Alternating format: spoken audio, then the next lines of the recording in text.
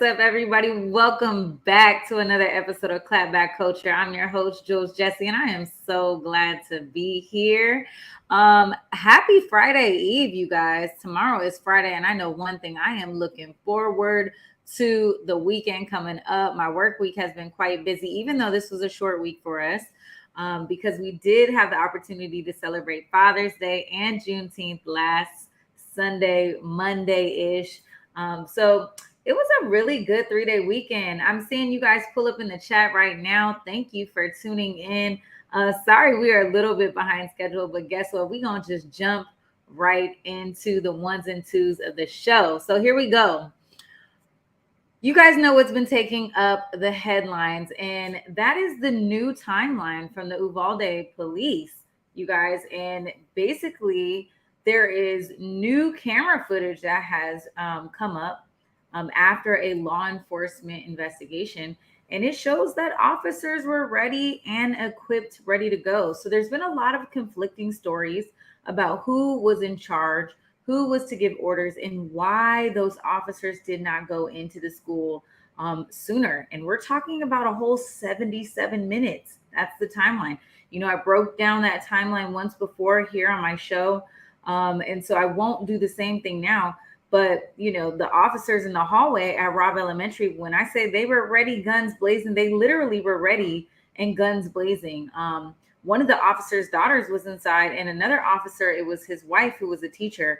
And his wife, you know, called her husband and said that she was actually there and bleeding to death. So that is one of those things. There's, again, a lot of conflicting stories and information about who was in charge and why they didn't go and confront the shooter. But I don't know, you guys, what are your thoughts here? I mean, I'm curious. I'm curious to know how this situation will be rectified now that we have more information.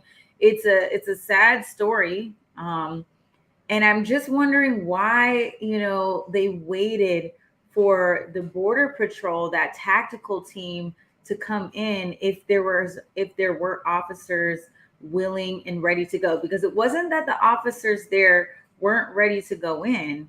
It was that they didn't have the orders to go in. And so I'm not exactly sure how that works in terms of law enforcement, you guys, but that's a lot to consider. You know what I'm saying? If it were my baby up in there, you know, you got to think those parents were outside, the community was outside, and they were ready to go in. So we're going to hear more about what happened outside of classrooms 111 and 112. There are also stories and information coming up that those doors were actually not even locked, and that officers didn't even try to access to get in that. So this is a devastating situation. And the more we find out, it's just even more devastating. And so these people need to be held accountable. And we'll see what happens. All right, y'all. Listen, I had no idea Walmart was giving out this type of dough cheese. Okay. Walmart has been offering, in fact, but is continuing to offer a $200,000 salary for store managers. But the question is, why is the company worried about this hiring? This sounds crazy. First of all, it's crazy because this is a tight labor market, right? People are not going back to work. In fact, $4.5 million is the statistic right now of people quitting their jobs. Y'all heard Beyonce's new song. She is encouraging people to quit their jobs, honey. But Walmart is thinking, how can we get people to come back? Now, Walmart typically, according to this article that I read in WSJ, they typically pay an annual salary of $200+ which is over $129,000 more than other retail store managers pay their store managers. So this is a lot of money, you guys. And executives say that the talent pool is just not the same, and they don't anticipate it being the same in the next 3 years. So they're coming up with new tactics. They have a college-led program to try to get candidates straight out of college, get them into the Walmart company, at a starting salary, base salary about 65,000, moving them into this management kind of position. I don't know. Are y'all jumping ship and going over to Walmart for that good $200,000 salary? Listen, you couldn't convince me. That's like, it's just one of those jobs I'm not going to be interested in. The role of a retail manager, you guys, it's just too high pressure, too many long hours. You're talking about nights, weekends, holidays. No, baby, 200,000 is not worth my time. Okay. That could just be my millennial spirit feeling like that. But believe me, can't do it, won't do it. Cuddy, I have another story that I want to talk about. Hopefully we have the video. If you just want to let me know if we have the video ready, I'll play that. But you guys, over the weekend, there's a huge mall near DC in the DMV area. It's actually in Virginia. It's called Tysons Corner Center Mall. I don't know if you guys heard about this on the national level, but I initially saw this going viral of there was a shooting, like a mass shooting that happened at Tyson's Corner. I'm seeing all of these videos on social media, people running out of the mall. All of these like alerts going off on my phone, don't come down here, X, Y, and Z. And it turns out there is a 22-year-old DC rapper in custody after the shooting incident because he was fighting and shot at someone in the mall. We do have a clip, or do we? Do we have a clip, Cuddy? Great. We have a clip. I'm going to play you guys the clip, and then we'll come back and talk about what happened next. Charlotte, Fairfax County Police saying they have the names of those involved in this shooting and that they plan to charge the parties connected to the chaos that ensued this afternoon. This fight caught on cell phone video on the second floor of the Tysons Corner Center is what is thought to have led to a shooting inside the mall just before 2:45 this afternoon. They were getting in a fight and someone pulled out a gun. They shot, but no one was injured. Fairfax County Police saying multiple gunshots were fired.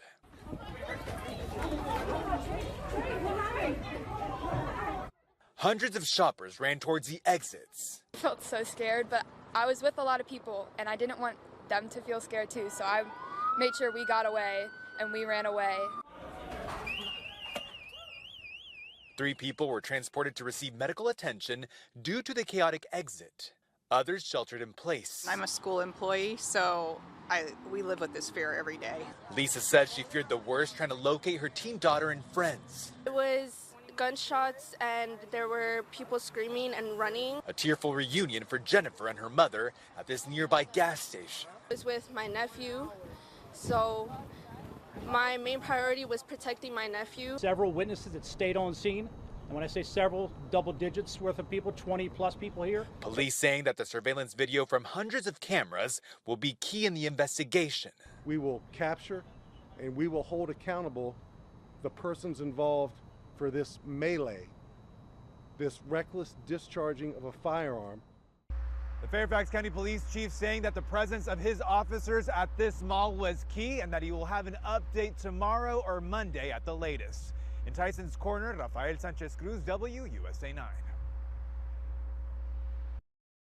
All right, guys. So there you have it. And I know I'm laughing at this story, and it's not quite a laughing matter, but it is because no one was hurt except for those people who got kind of trampled on their way out the mall. We hope they're okay. But this story is actually more ridiculous than I actually have aired in this clip because more has come out since I built the show, you guys. So this is a 22-year-old kid, a young adult. He is, in fact, he was arrested. He turned himself in. He took the time to post on his social media to let his fans know, I love y'all. Forgive me for letting you down. He has a big presence on Spotify and a big presence on Instagram. In fact, you guys, the Washington Post actually named him in 2021 as one of the top 5 rappers to watch. So let me just let you guys know just how ghetto this is. Why the hell would you try to get after your man in Tysons Corner Mall of all places? I mean, there is surveillance everywhere. one of the police officers actually released a statement that said, obviously we have video. We still have photographs. They clearly depict what happened that day. So if you're going to go after and fight someone and shoot somebody, the last place you want to do it is in a mall, especially somewhere like Tysons Corner Mall, which is like a luxury mall of all things. So this was stupid. Police were able to respond within the next 5 minutes. On top of the fact, you guys, I forgot to leave this beautiful detail out. His homeboy who was next to him recorded the whole thing on Instagram Live. What idiot. I mean, listen, these kids keep getting dumber and dumber. Every single thing is on camera. Every single thing is on social media. Next time you want to fight and shoot somebody, don't pull out your phone and don't do it in a mall. It's probably the stupidest thing you can ever do because you're going to get caught. So now he has turned into a viral meme. A lot of the people in and around the DMV that know him and have heard some of the audio from the fight clip are actually using it to basically laugh at him. So this young guy, he has thrown his whole career away. Maybe he feels like this is going to give him some street credibility, but this is just absolutely stupid to me. And listen, glad this was not a mass shooting at the mall, but definitely something to, I guess, just share with you guys. You know what I'm saying? Just idiots being idiots. Okay. Another thing that happened over the weekend that made me laugh and really just like tore my heartstrings was President Joe Biden. You guys, I know you saw this clip of President Biden falling off his bike. He was celebrating his 45th anniversary with his beautiful wife, and they typically go on bike rides when they visit Delaware. Well, our boy fell off the bike. We got a clip. Let's play it and we'll come back and talk about it. Mr. President, Dr. Biden, how was your anniversary?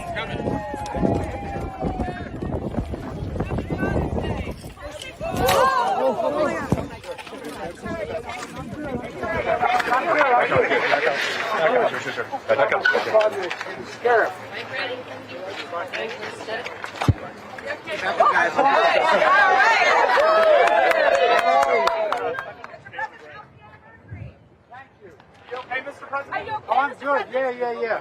Keep up the good work. I keep on taking these things off. I got my foot caught in it. Mr. President, made up your mind on China tariffs, Mr. President. And I'm ready to go. All right, guys. See you. Thank you, President Biden.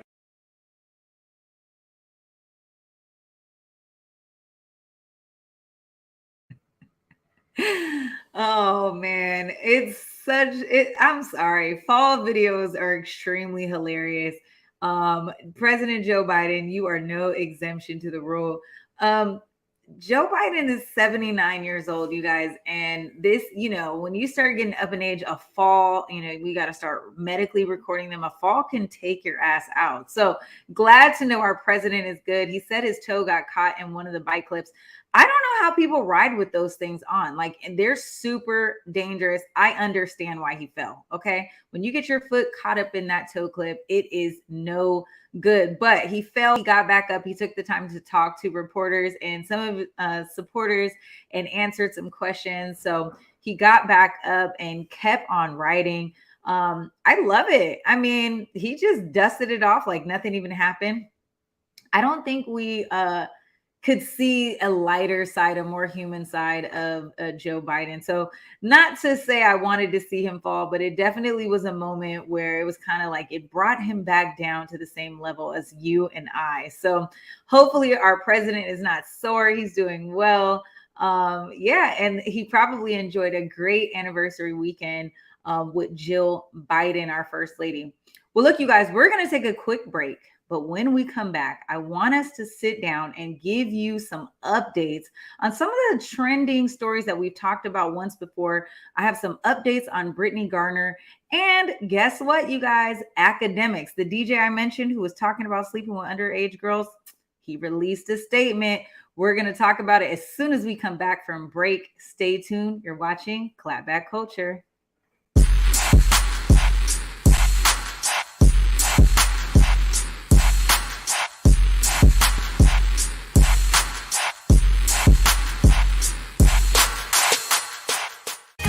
everyone's invited to the prom. From the creators of the Book of Mormon, Elf, and The Drowsy Chaperone, The Prom is a musical comedy about big Broadway stars on a mission to change the world and the love they discover that unites them all.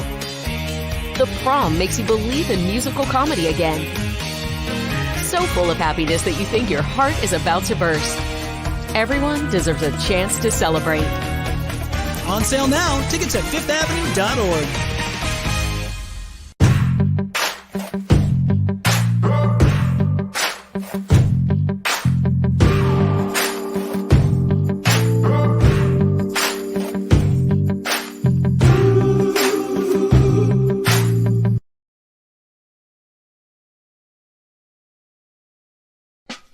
When the pandemic hit, it did affect me. As a barber, I had my own personal reasons why I didn't get vaccinated. At the time, I didn't check the actual source. I thought the vaccine was developed too fast, but I was talking to a doctor and he was telling me more about the vaccine and what it can do to protect us and our family.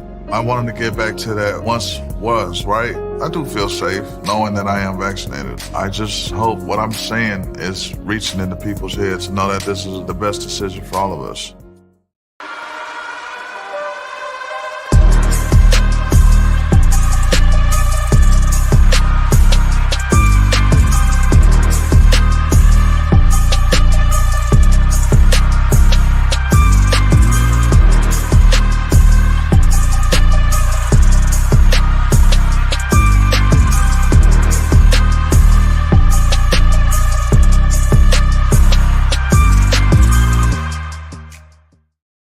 All right, y'all. Welcome back to Clapback Culture. I'm your host, Jules Jessie, and I am so glad to be here with you, y'all. So we got some updates on the Brittany Griner situation, and it ain't looking good, you guys. According to an article in the New York Post, a spokesperson for the Kremlin said that Brittany Griner is not being considered a hostage. I believe we have a clip. We're going to play that, and we'll come back and talk about it.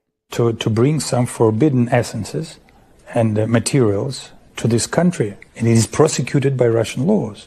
The special presidential envoy for hostage affairs is now leading the U.S. effort to secure Brittany Griner's release. So the U.S. government is now approaching this as a hostage situation. I would strongly disagree with that. We cannot call her hostage. She violated Russian law. And now she's being prosecuted.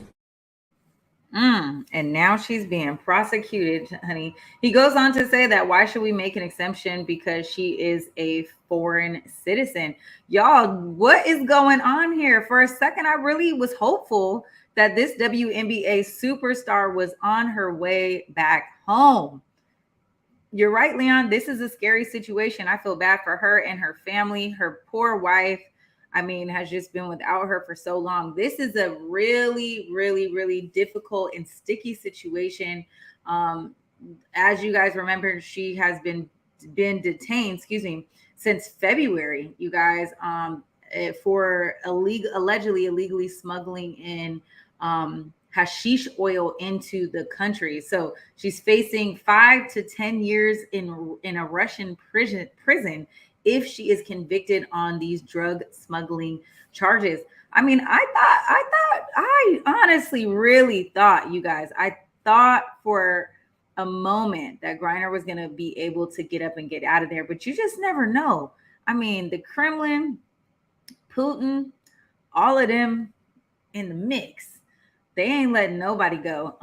So we'll see. I mean, they're saying that she's not being considered a hostage. I mean, this does seem like a hostile situation. We'll see. We're going to keep praying for her. When we do get some more information, we'll update you. But I mean, I don't know.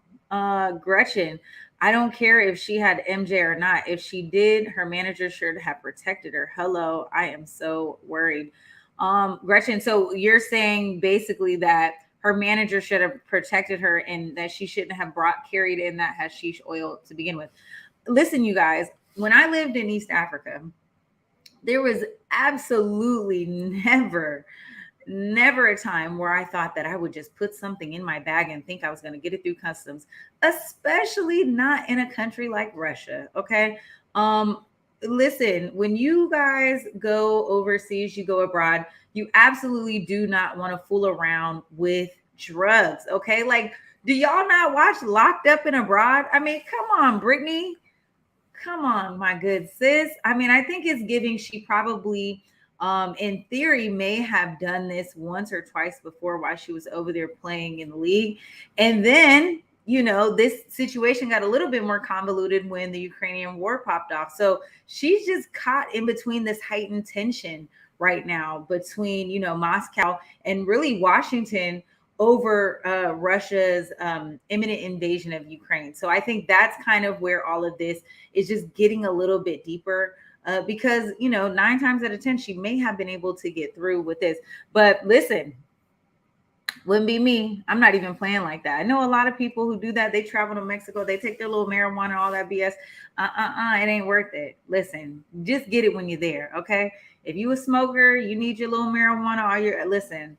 No shade, but protect yourself at all times because you could be facing 5 to 10 in a Russian prison.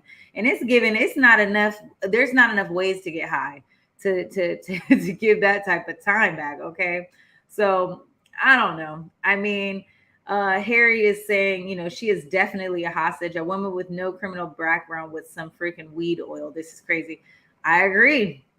It is crazy. But at the same time, this is foreign customs. And we see this so often. I'm telling you guys, Locked Up and Abroad is not going nowhere. Y'all don't be watching what I be watching. Locked Up and Abroad is real, okay?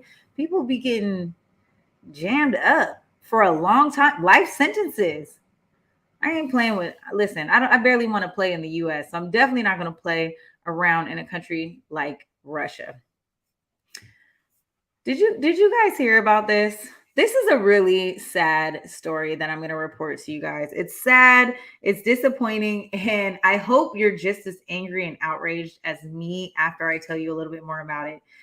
This man dedicated 20 years of service to Burger King, y'all. He never missed a day of work in 27 years. And they gifted him $27 worth of trinkets in a goodie bag, child. It couldn't be me. Let's go ahead and play the clip and we'll come back and talk about it. A movie ticket. Thank you very much. And I also got a bag of Reese's. This is very nice. From Starbucks. Thank you guys. And like a lanyard. 2 pins and a couple of key chains and 2 lifesavers. So it's good to show what their appreciation for loyalty and for all you've done for the company. This is my reward for work for 27 years. Thank you guys. Y'all. Did y'all notice they gave the man 1 movie ticket? Not even 2. So he still has to pay if he wants someone else to go with him. They got the man 1 movie ticket, a Starbucks cup, a Reese's peanut butter cup. I don't have any words. For a man who never missed work for 27, first of all, he's looking young as hell. Okay, let's just start there. You looking good, bruh. 27 years of service at Burger King, and the people won't even break you off a $27 worth goodie bag. Like, come on, man. That's given in a clear bag to make sure he doesn't steal anything on the way out. Thank you, Leon. I did see on Instagram, I could not find it, but I did see on Instagram that a social media influencer did have this guy on her Instagram live, and it looks like some citizens and just some people who really wanted to give this guy more because of how outraged they were, wanted to give him more. I don't know exactly what he got, but I am hoping that someone looked out for the cookout. But golly, man, Burger King tighten up. If you have an employee who's worked for you for 27 years, first of all, let's just start with employee retention. Okay. Even if the man did show up late or called out, the fact that he has been employed for 27 years, that is loyalty. Okay. That's real loyalty. So let's just go from there. And he should absolutely be rewarded and not with a clear bag full of trinkets. Okay. I am disgusted. This is a broke, busted, and disgusted situation. But I love that there are still people committed to service in this way. I bet you he does great at the Burger King. Okay. Let me go get one of those flame broiled Whoppers. Okay. And where he works at.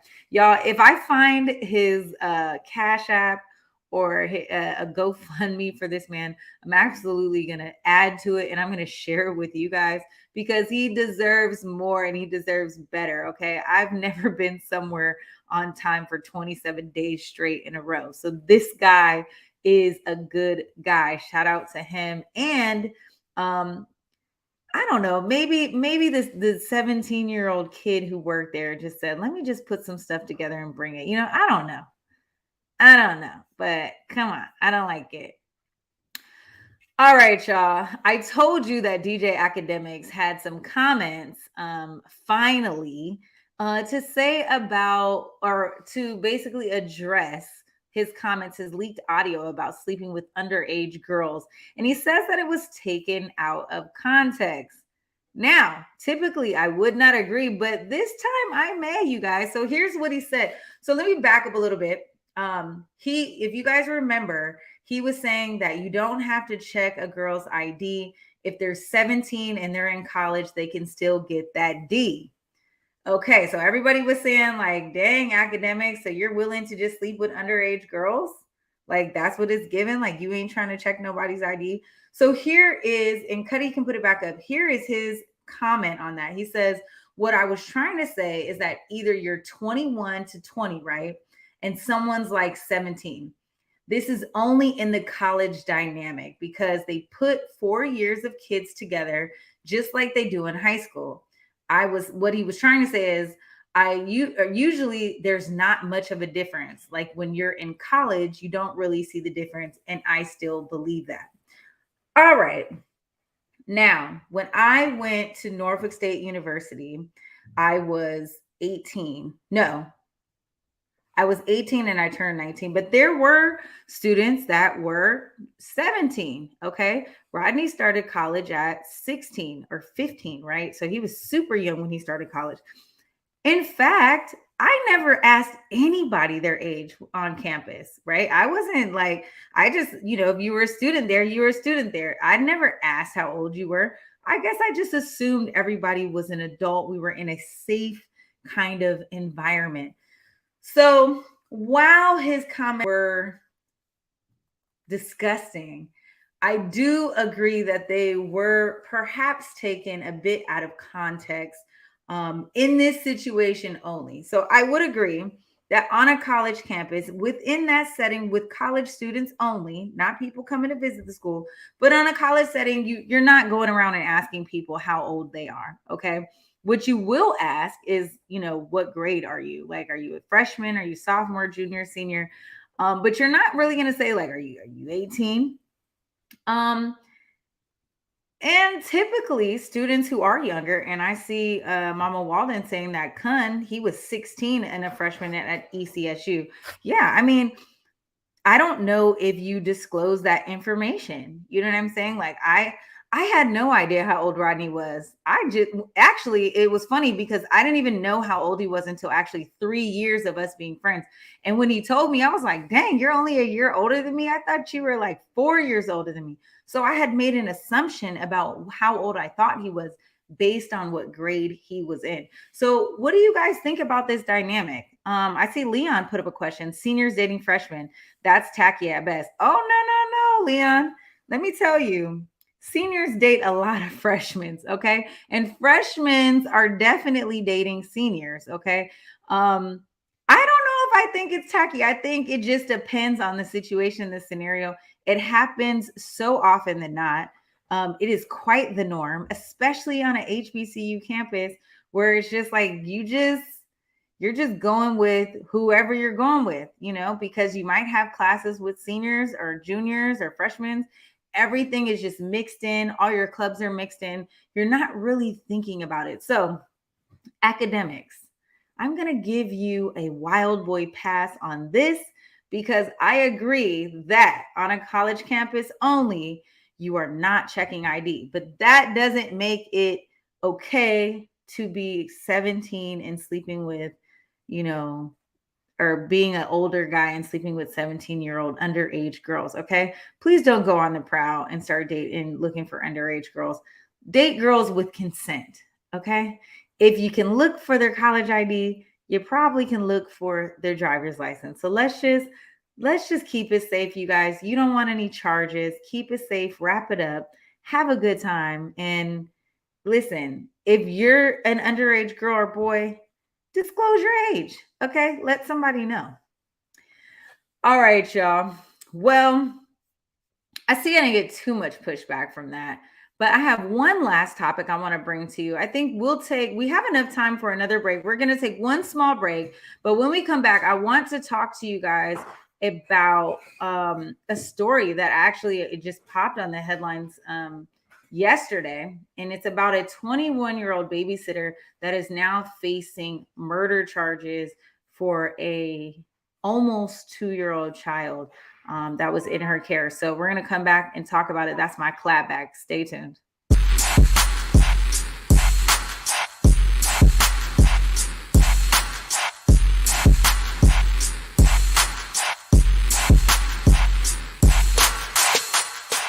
Hello, my name is Ramon Bryan Braxton, and I am the artistic director and conductor for the historic Juneteenth musical that will be presented at the McCaw Music Hall on Sunday, June 19th at 6 p.m.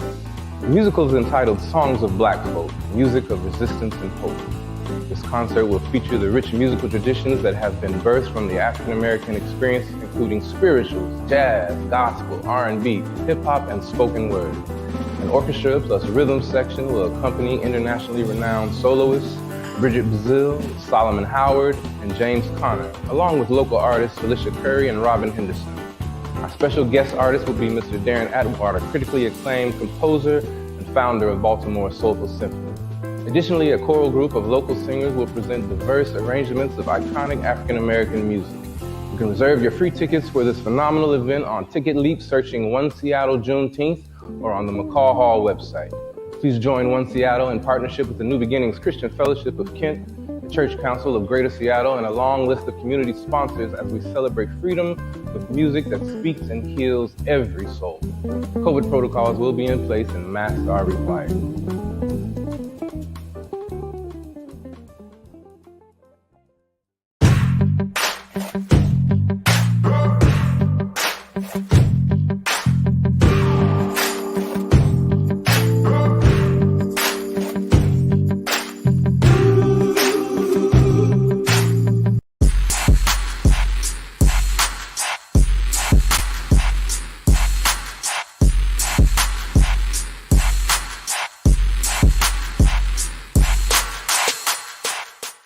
Everyone's invited to the prom. From the creators of the Book of Mormon, Elf and the Drowsy Chaperone, The Prom is a musical comedy about big Broadway stars on a mission to change the world and the love they discover that unites them all. The Prom makes you believe in musical comedy again. So full of happiness that you think your heart is about to burst. Everyone deserves a chance to celebrate. On sale now. Tickets at fifthavenue.org.